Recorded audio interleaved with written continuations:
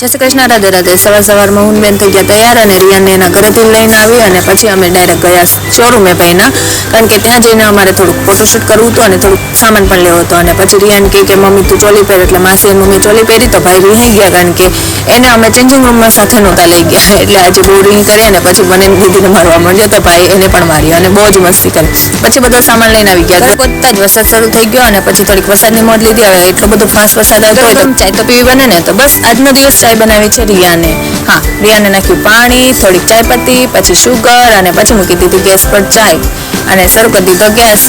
ચાય ઉકળે ત્યાં સુધી ખાવ એપલ, ચાલો નાખી દે દૂધ, કારણ કે ચાય ઉકળી દીધી છે, ઉફાણ આવી ગયું છે, ચાય પી લીધી મસ્તીની।